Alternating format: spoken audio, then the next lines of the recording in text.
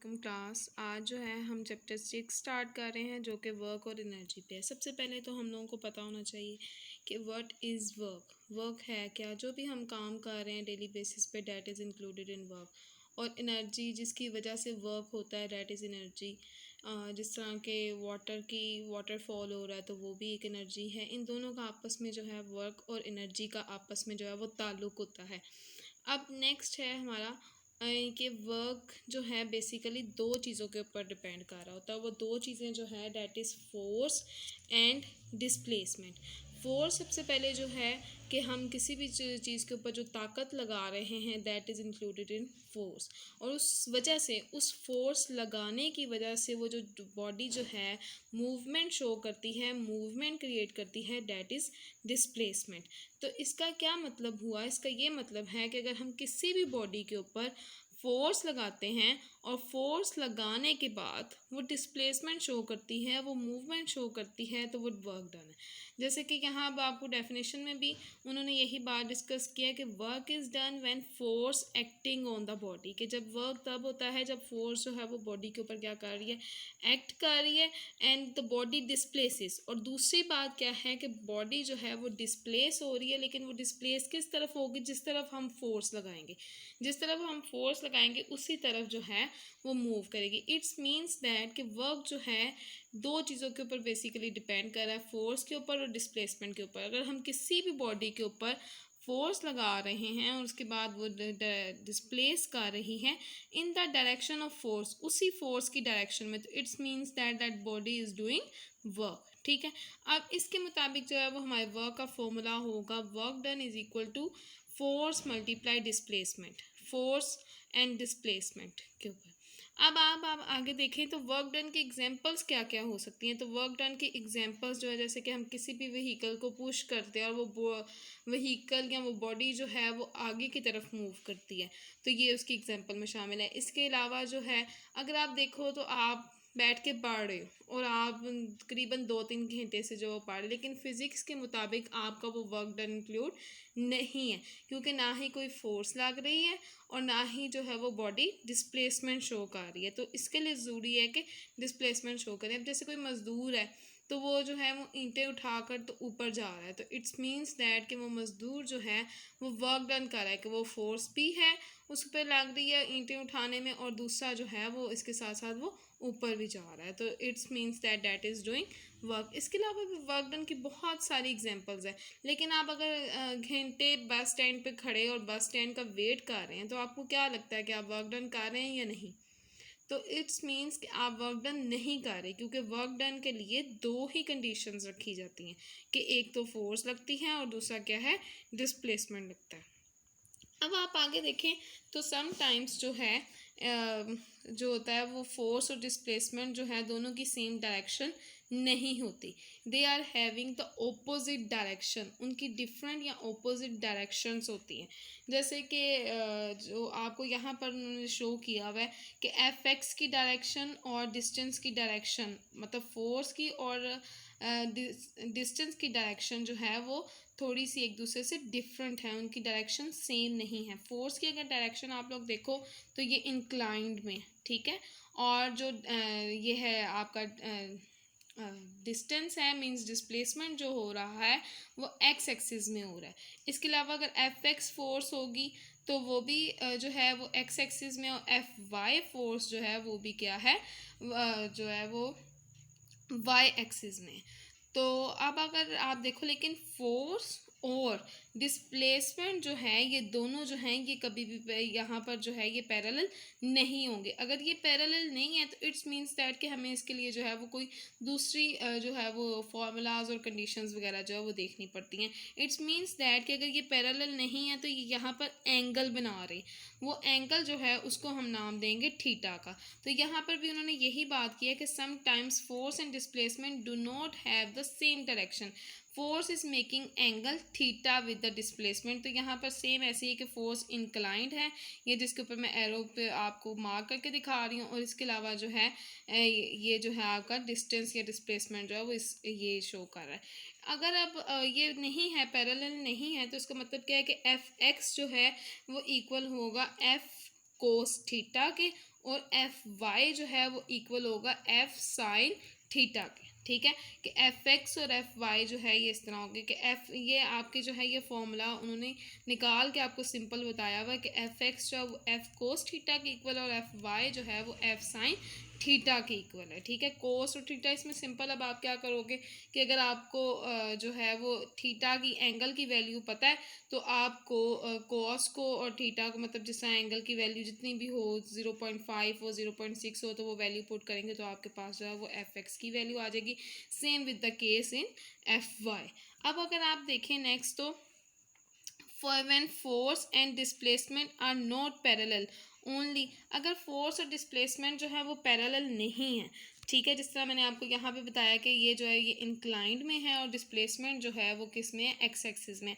अगर फोर्स और डिस्प्लेसमेंट जो है वो पैरेलल नहीं है तो इट्स मीन्स दैट कि यहाँ पर जो है एक्स जो होगा वो डिस्टेंस की क्या होगा, पैरेलल होगा, means F X is parallel to the displacement. अब जो है वो एफ एक्स अगर पैरेलल है डिस्प्लेसमेंट के तो इट्स मीन्स दैट कि हम इस केस में कहेंगे कि बॉडी जो है वो किस डायरेक्शन में मूव कर रही है, वो एक्स डायरेक्शन में ही मूव कर रही है। अगर बॉडी जो है वो एक्स डायरेक्शन में मूव कर रही है और इसका जो है फोर्स भी एफ एक्स डायरेक्शन में है तो इट्स मीन्स दैट कि यहाँ पर जो है हम फॉर्मूला जो लगाएंगे वो हम कौन सा फॉर्मूला लगाएंगे, वो हम फॉर्मूला लगाएंगे एफ एक्स का फॉर्मूला लगेगा, ठीक है।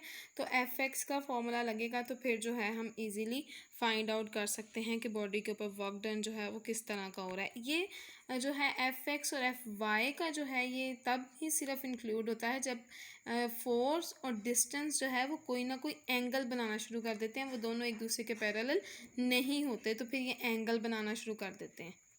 अब हम लोगों ने डिस्कस कर ली है ये बात कि अगर वो एक्स डायरेक्शन में नहीं है तो सॉरी वो एक्स डायरेक्शन में है और तो इट्स मीन्स दैट कि उसका वर्क डन क्या होगा, उसका वर्क डन होगा F X is multiply S. F means force और एस मीन्स जो है वो डिस्टेंस है, डिस्प्लेसमेंट है। एफ जो है असल में वो एफ एक्स जो है वो शो कर रहा है कि बॉडी जो है वो एक्स डायरेक्शन में मूव कर रही है, एक्स कंपोनेंट में मूव कर रही है। आप लोगों ने पहले अभी पढ़ा है कि एफ एक्स जो है वो एफ कोस थीटा के इक्वल है और एफ वाई जो है जैसे पीछे ही हम लोगों ने पढ़ा था वो साइन थीटा के, एफ साइन थीटा के इक्वल था। तो यहाँ पर यही है कि जो आपकी जो है ये अबव इक्वेशन है F W is equal to F into S, इस वाले एफ, ये वाला जो एफ है इसकी जगह पर हम ये एफ एक्स की वैल्यू जो है वो पुट कर देंगे। तो वो यहाँ पर आप देखें तो हमने एफ एक्स की जगह पर, ये वाले एफ एक्स की जगह पर हमने जो है ये वैल्यू पुट कर दी है एफ कोस थीटा और ऊपर देखें तो एस जो है वो वैसे का वैसे ही नीचे आ रहा है। तो अब हमारा फॉर्मूला क्या बन जाएगा, एफ एस कोस थीटा बन जाएगा।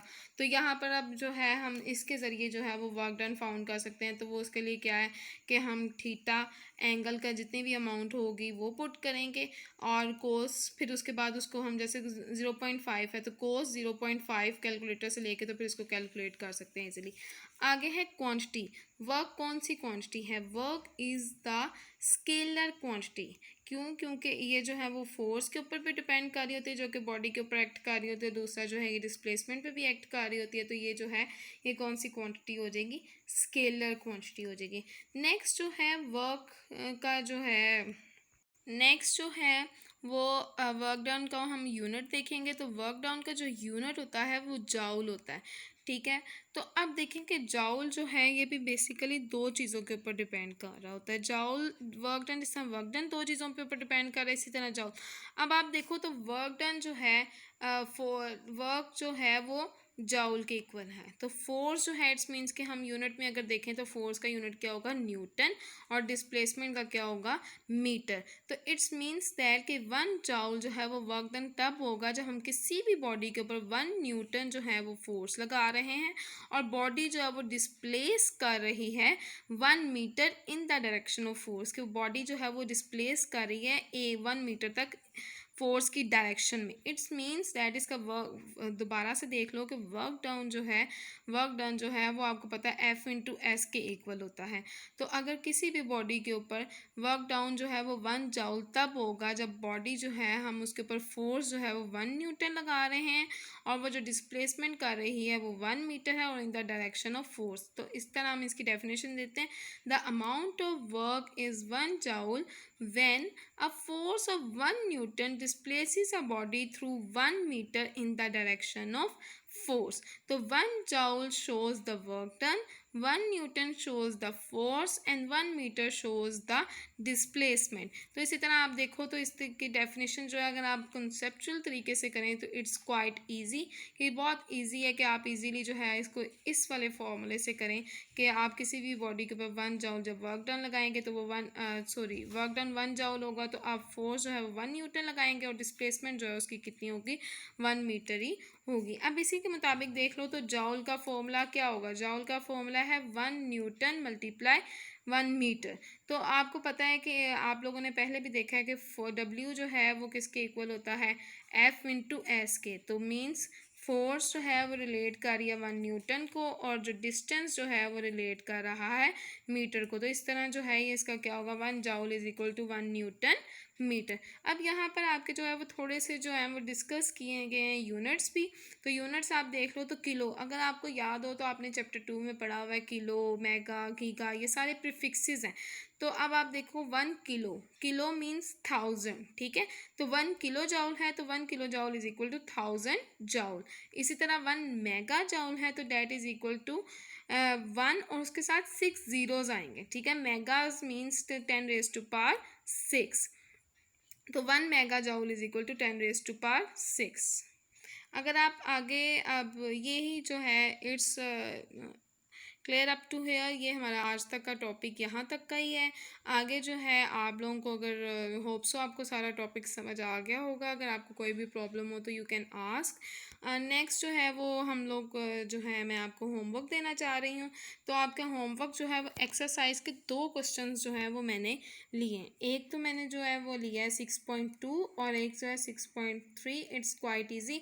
सबसे पहले तो ये है कि define work, what is its unit. आपने बताना है कि वर्क डन क्या है और इसकी यूनिट क्या है। सिंपल आप क्या करोगे कि वर्क डाउन की डेफिनेशन लिखेंगे और उसके बाद जो है आपने इसके यूनिट का लिखना है कि उसके बाद वर्क डाउन की डेफिनेशन लिखने के बाद आप फॉर्मूला लिखेंगे, क्योंकि ये बातें हम आपको क्लासेस में भी बता चुके हैं कि आपने अगर जो है डेफिनेशन लिखनी है, अगर बेशक आपको शॉर्ट में है तो आपने साथ फार्मूला वगैरह यूनिट वगैरह ज़रूर इंक्लूड करना होता है। तो आप फार्मूले की हेडिंग देंगे और फार्मूला लिखेंगे, formula work is equal to F into S है और उसके बाद जो है यूनिट लिख देंगे। इसका यूनिट जो है वो जूल है। बेटर अगर आप इसकी डेफिनेशन भी जूल की लिख दें, क्योंकि अक्सर ये भी क्वेश्चन आ जाता होता है कि define work and define its unit. तो साथ ही आप इसकी जो है यूनिट जूल की भी डेफिनेशन लिख दीजिएगा। नेक्स्ट है explain when does force do work. Explain, आपने बताना है कि फोर्स जो है कब काम करती है और इसको एक्सप्लेन करना है। सबसे पहले तो जो है आपने इसमें जो है वो वर्क डन की डेफिनेशन लिखनी होगी। उसके बाद जो है आप लोगों ने यहाँ से स्टार्ट करना है। Sometimes force and displacement do not have the same direction. यहाँ से स्टार्ट करके आपने सेम एज इट इज़ सारा देखना है, आपको इजीली बुक से भी देख। नेक्स्ट जो है ये भी आपने फॉर्मूला सारा लिखना है और ये क्वांटिटी से पहले पहले तक जो है ये आपका 6.3 का आंसर हो जाएगा। एक बात का ख्याल रखिएगा कि होमवर्क करते हुए आप डायग्राम्स वगैरह मस्ट बनाइएगा, जैसे कि आपकी जो है वो जो है शॉर्ट में भी बन सकती है डायग्राम, वही ब्लॉक्स वाली, और जो है ये जो लॉन्ग है 6.3 इसमें भी डायग्राम जो है आप मस्ट बनाइएगा और प्रॉपर हेडिंग्स दे के जो है अपना होमवर्क कर लीजिएगा। अच्छा जी, अल्लाह हाफिज़, टेक केयर।